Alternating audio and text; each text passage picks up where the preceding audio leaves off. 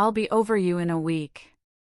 Found someone better, she smirked on Christmas in front of her family, but when I took the ring back, she exploded. She looked me dead in the eye on Christmas Day and declared she'd forget me in a week. What she didn't know is I was already 2 months into planning my escape, and every cruel word just sealed her fate.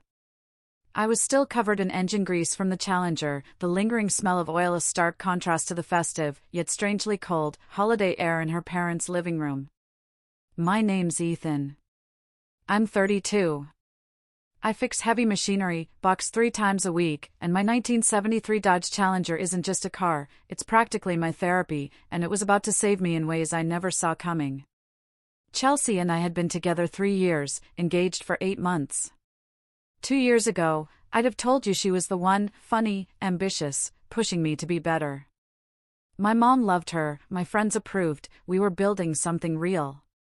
But somewhere between picking out invitations and signing contracts, she started becoming someone else. Watching that slow fade over 6 months? That hurt more than I'd ever let on. We'd agreed to split wedding costs 50/50ths. Seemed fair, right? We both worked. But every single invoice, venue, deposit, catering, photographer, somehow landed on my credit card. Chelsea never had money. She pulled in a decent income as a marketing coordinator, but lived like she made twice that. Fresh nails, new clothes, $18 avocado toast brunches. But for our wedding? Suddenly, she was broke. Could I just cover it? She'd pay me back next month. Guess what? Next month never came. Every time I brought it up, she'd flip it. I was cheap. I didn't truly love her if I was counting dollars. After months of that, I started to feel like I was losing my mind, thinking maybe I was the problem. My best friend, Marcus, who I've known since high school, is obsessed with documenting everything. Seriously, he's like he's prepping for the apocalypse. He started keeping detailed records after the 3rd time Chelsea dodged a payment. By November, he calculated I'd covered about $11,000 in wedding expenses that were supposed to be joint. Plus, I was still paying 2/3 of our dates. Marcus screenshots everything. Email chains, receipts, color-coded folders. I used to tease him, call him paranoid. That paranoid habit? It was about to save my future. The red flag started waving brighter in October. Chelsea got secretive with her phone, angling the screen away, taking calls in the other room. After 3 years, you notice when behavior changes. I mentioned it to Marcus over beers, and he quietly suggested I start keeping my own records, every expense, every money conversation, every promise. Just in case things went sideways. So, for 8 solid weeks leading up to Christmas, I documented everything. All while pretending like nothing was wrong. The Christmas dinner invitation came mid-December. Chelsea insisted I had to be there, her mom wanted to discuss wedding details. Sure, I said. Finished an early shift, spent 2 hours replacing the Challenger's front suspension, old parts were shot, cleaned up, and headed to her parents' place around 3. The second I walked in, I knew something was off. The house was perfect, expensive ornaments, mulled wine scent, holiday music, presents stacked high. But the people?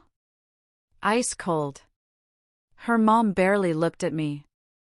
Her dad gave a weird, tight smile. Chloe, her sister, was fidgeting with her phone, and Chelsea? Glued to her screen with this little smirk, typing away like she was live-tweeting her own ambush. We sat for dinner. For 20 painful minutes, everything was aggressively normal. Passing dishes, small talk about shopping, her dad asking about work. But you could feel the tension, thick and heavy. Then Chloe mentioned honeymoon destinations, and Chelsea's whole demeanor snapped into attack mode.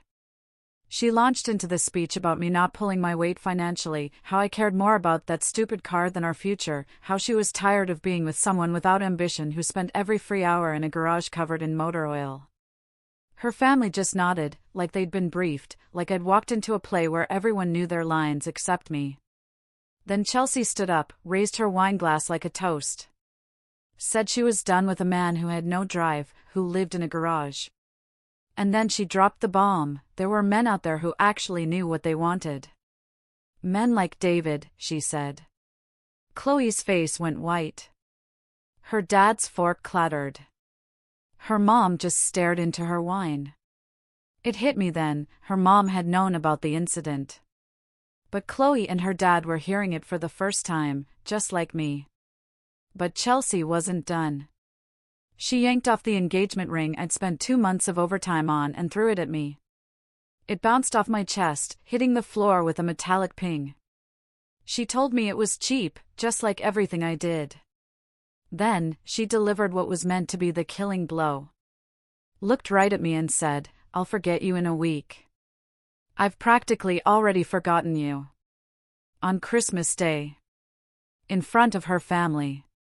She'd just nuked our 3-year relationship and announced she'd been cheating with some guy named David. The wild part?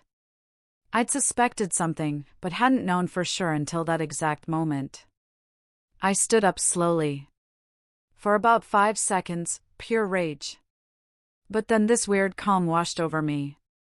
Because she'd just done exactly what Marcus and I half expected. Gone nuclear. In front of witnesses. And handed me everything I needed. I bent down, picked up the ring. Pulled her spare apartment key from my pocket, set it on the table. Looked at her dad. "Thank you for having me. I'm sorry it had to end this way." Then I walked out, Chelsea yelling something I didn't listen to. Sat in my truck for 10 seconds, texted Marcus, "It happened." She went full nuclear. Starting protocol now. Drove to his place, my phone exploding with texts from Chelsea, angry to confused to panicked in 15 minutes. Marcus opened his door, took one look at my face, she actually did it. I just nodded as he grabbed his laptop. We both knew what came next. See, I'd spent 8 weeks preparing for exactly this. Not because I wanted it to end, but because I'd started recognizing the financial manipulation and emotional gaslighting that Marcus helped me document. Every time I brought up lopsided expenses, she'd attack my character. After months, I felt like I was losing my mind. But Marcus convinced me to save everything. Screenshots, bank statements, emails, voice memos. Just in case things imploded and I needed proof I wasn't insane. That night, sitting in Marcus's apartment as he pulled up folders of meticulously organized evidence, I felt this strange calm. For the first time in months, I wasn't confused or second-guessing myself. I saw the whole pattern in black and white. And I knew exactly what came next. The morning after Christmas, I woke up on Marcus's couch to 23 missed calls from Chelsea and about 50 texts that started apologetic at midnight, turned accusatory by 3 a.m., and devolved into incoherent rambling by dawn. First thing I did? Changed every lock on my apartment. She'd had that spare key for 6 months. Marcus was already up, sitting at his kitchen table, laptop open, 3 colored highlighters lined up like surgical instruments. He looked up with grim satisfaction. We have everything needed to dismantle her narrative. The plan was straightforward, thorough. Block Chelsea everywhere. Update emergency contacts at work and insurance. Systematically cancel wedding vendors. And, most critically, a full financial audit of every dollar I'd spent that was supposed to be 50/50ths. Marcus had built this detailed spreadsheet, every wedding expense by vendor, date, amount, and who was contractually obligated to pay. Seeing 3 years of imbalance laid out was genuinely shocking. I'd paid in chunks and hadn't registered how lopsided it became. The venue deposit alone was $4,500, entirely from my account. Catering, $3,200. Photographer, $1,500. Plus probably 15 smaller expenses, adding up way past my fair share. I started making calls that afternoon. Here's something most people don't know: many wedding vendors have reasonable cancellation policies if you're outside certain time windows. Our wedding wasn't until early June, and this was December. I was in the refund zone. The venue gave back $3,000 of the $4,500. Caterer refunded $2,400 of $3,200. Photographer kept his retainer per contract. Total recovered? About $4,350.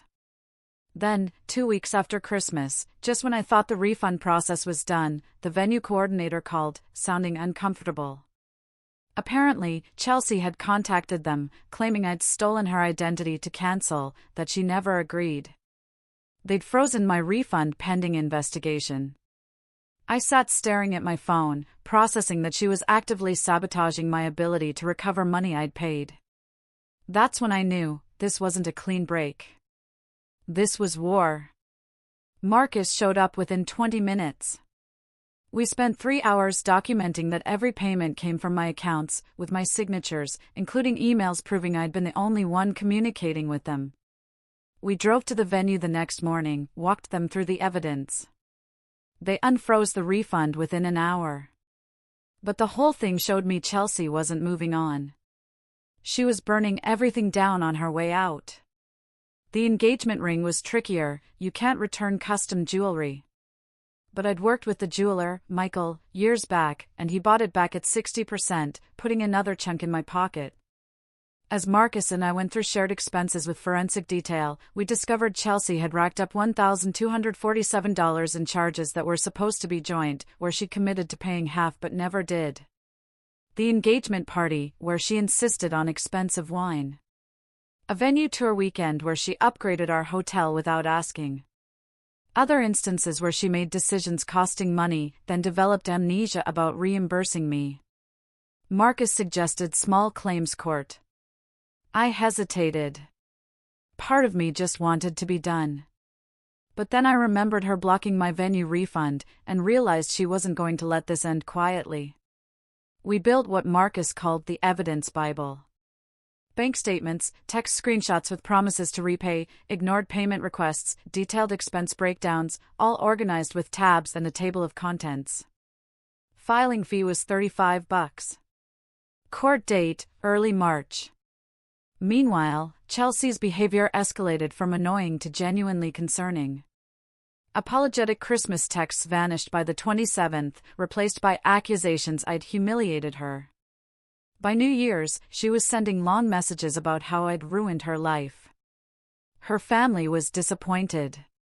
Her sister wouldn't talk to her. And somehow, this was my fault for not fighting for our relationship after she'd announced the incident. She called from different numbers after I blocked her. Showed up at my gym twice until staff banned her. Drove past my apartment enough that my neighbor mentioned seeing her car. Tried getting into my workplace claiming she needed to drop something off. I documented everything. Screenshots, call logs, appearance dates and times, witness statements.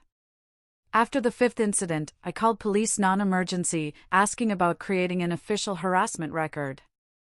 The officer was helpful, said my documentation was solid, and if behavior escalated, I'd have enough for a protective order. Mid-January, Marcus showed up with something big. Using social media forensics, he discovered Chelsea's affair wasn't recent. It had been going on 8 months, basically since we got engaged in April.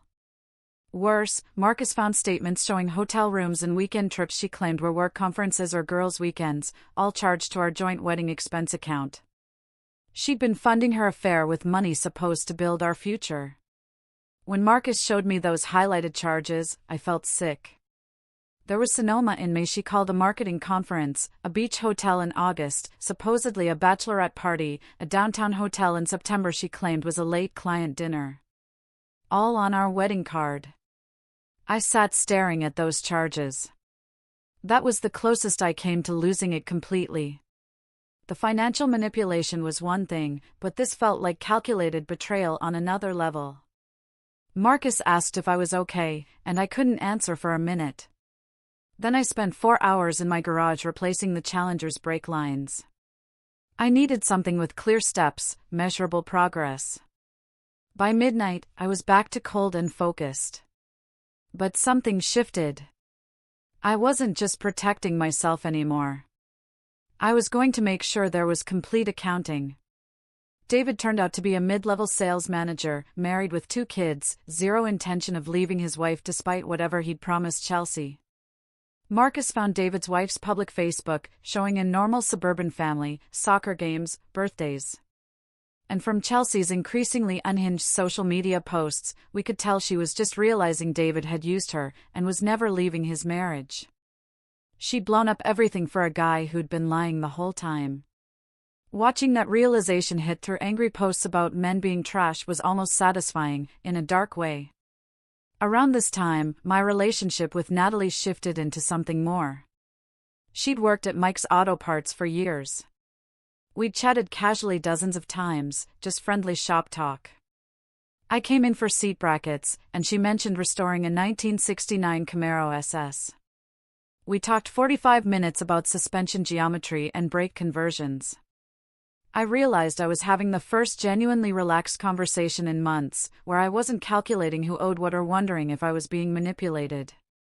We grabbed coffee, and I talked 45 minutes straight about vendor contracts and court preparation. Sure, I probably killed any second meetup, but Natalie said she'd been through her own messy breakup where her ex tried claiming he'd paid for things she'd actually paid for, so she got it. She was straightforward, calm, knew her stuff, paid for her own coffee. Being around her felt like the opposite of Chelsea's exhausting chaos. We started meeting at car shows. Then she helped install seats in the Challenger. While neither of us was rushing anything, I recognized this was what healthy looked like. Someone who showed up when they said they would, paid their own way, didn't need drama to feel alive. Chelsea found out somehow, and that's when things got truly wild. There's this indoor go-kart place called Velocity Track we hit monthly. One Friday in late January, we were there for someone's birthday when Chelsea showed up uninvited, clearly drunk. She stormed into the lobby, screaming about how I cheated and destroyed her life. She pointed at Natalie, calling her names I won't repeat, telling everyone I'd been seeing someone behind her back, completely rewriting history. Natalie looked confused, having only known me 2 weeks. I was about to de-escalate when Chelsea grabbed someone's helmet and threw it at the wall, hard enough to crack the visor. Manager called cops. They issued a formal trespass warning, banning her permanently. I added everything to the evidence Bible. My phone buzzed with more messages that night, but I just screenshotted them and went back to talking carburetors with Natalie while Chelsea's life spiraled somewhere outside my concern. The small claims court date landed on a Tuesday morning in early March. One of those gray late winter days where you could see your breath in the parking lot. I showed up 45 minutes early with Marcus, who was carrying a briefcase that looked like it belonged to a corporate lawyer, even though we were arguing over $1,200. Chelsea rolled in 10 minutes late, wearing her job interview outfit, looking tired, dark circles makeup couldn't hide, carrying just a purse, zero documentation. When we got called in, she kept trying to make eye contact, like that would change the outcome. The judge was a woman probably in her 60s, looked like she'd seen every relationship drama variation possible, and had zero patience for nonsense. She started by asking Chelsea if she had evidence disputing my claim that she owed money for shared expenses she'd agreed to split. Chelsea launched into this rambling story about how the relationship was complicated and I'd always made more money, so it wasn't fair to expect equal payment when I knew she was struggling. Completely ignoring that she'd been living above her means and her struggles hadn't stopped weekly manicures or expensive restaurant meals. The judge cut her off mid-sentence with this look of profound weariness. Asked if she had any bank statements, text messages, or receipts showing she'd paid her share. When Chelsea admitted she didn't bring proof because she didn't think she'd need documentation for what was obviously unfair, I watched the judge's expression shift from neutral to completely done. Marcus and I presented the evidence Bible, about 40 pages organized with tabs and highlights and a table of contents that was probably overkill, but Marcus doesn't do anything halfway. The judge flipped through for maybe 3 minutes, occasionally nodding, then looked up and ruled Chelsea owed me $1,325, including the original amount plus court fees, payable within 30 days or subject to wage garnishment. Chelsea's face went white. She started to stand up to argue, but the judge just said, "Next case." And that was it. 3 months of drama, resolved in 8 minutes of court time. We walked out into the gray morning, and Marcus did this little victory fist pump. I felt mostly just tired, and ready to stop thinking about Chelsea and actually move forward instead of just surviving her chaos. I genuinely thought that would be the end, that losing in court would make her realize she needed to move on. But apparently, humiliation is a catalyst for some people rather than a stopping point. The next 3 weeks were relatively quiet, in a way that felt ominous, like the calm before a storm you know is coming but can't see. She paid the judgment in 2 installments right before the deadline. Her social media went completely dark. Mutual friends said she'd moved back with her parents. I started relaxing, thinking maybe this was actually over. Natalie and I had been spending more time together, working on the Challenger seats I'd bought with refund money. Things felt genuinely good for the first time in years. Like I was building something real instead of surviving someone else's chaos. Then came the night of March 20th. I remember specifically because it was the first genuinely warm evening of early spring. That magical night where winter finally breaks. Natalie and I had decided to work late in my garage with the door open, installing the new upholstery we'd spent weeks picking out. It was around 10:30, and we were debating seatbelt mount routing when I heard a car pull up way too fast outside. Tires screeching slightly. Before I could process what was happening, Chelsea came stumbling into my garage, wearing pajama pants and an oversized jacket, holding what was clearly a wine bottle, absolutely hammered to the point she could barely walk straight. She immediately started screaming at a volume that probably woke half my neighborhood. She went off about how I'd destroyed her entire life, turned her family against her, poisoned all her friends, made everyone think she was the bad guy when all she'd done was fall in love with someone else.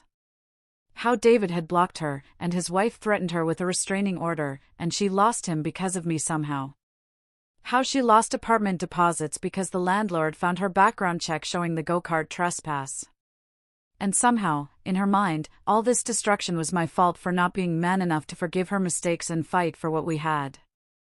Natalie just stood there holding a socket wrench, looking completely baffled. I pulled out my phone and called 911, explaining calmly that my ex-fiancé had entered my property without permission, was clearly intoxicated, and I needed officers to respond. Chelsea kept yelling about how she deserved better, how Natalie was just some cheap rebound who couldn't compare to what we'd had, how I should have fought for our relationship instead of giving up easily. Completely oblivious to the irony after she'd thrown a ring at me on Christmas and announced her 8-month affair to her family. The cops showed up within 8 minutes, which felt like hours, while Chelsea stumbled around my garage, getting dangerously close to the Challenger, making me worried she'd damage it. The responding officers handled it perfectly. They asked Chelsea to step outside in a tone that left zero room for argument, performed a field sobriety test in my driveway that she failed spectacularly, checked their system, and found all previous harassment reports, plus the go-kart trespass. Then arrested her for criminal trespass, public intoxication, and violating conditions of her previous warning. She kept screaming my name as they put her in the patrol car, hands cuffed behind her back, saying I'd regret this and she'd never let me forget her and I'd ruined both our lives, and a bunch of slurred, incoherent stuff that probably didn't help her case. Then they drove away with lights on, and the street got quiet again, except for crickets and distant highway traffic. Natalie looked at me, half concerned and half bewildered, and asked if that happened often. No, I told her, this was actually the grand finale. The final meltdown I'd been halfway expecting for weeks. We went back inside and finished bolting down the passenger seat while I gave her the extremely abbreviated version of the past 4 months. We took the Challenger out for a test drive around midnight, just cruising through empty streets with windows down, engine rumbling with that deep muscle car sound that never gets old. I realized Chelsea had been wrong about pretty much everything, but especially one thing. She'd said she'd forget me in a week, that she'd practically already forgotten me, standing in her parents' living room on Christmas with that smirk like she'd already won. But here we were, almost 3 months later, and she was the one who couldn't let go, who destroyed her own life trying to prove some point that didn't even make sense, who'd given up something stable for something temporary, then blamed everyone else when it fell apart. I never forgot her either, but not in the way she'd meant it, as some threat. I remembered her as a lesson about red flags and financial boundaries and the importance of having friends like Marcus who document everything and tell you the truth, even when it's uncomfortable. The Challenger ran like a dream with the new seats. Comfortable as hell. Natalie and I grabbed breakfast at some 24-hour diner and talked about upgrading the brake system. Somewhere across town, Chelsea was dealing with the consequences of her own choices, which honestly had nothing to do with me anymore. She'd wanted to be unforgettable, wanted to be the one who walked away and moved on to something better. But instead, she became exactly what she'd accused me of being: forgettable, irrelevant, and stuck in the past while everyone else moved forward. What's the wildest public meltdown you've ever witnessed or been a part of?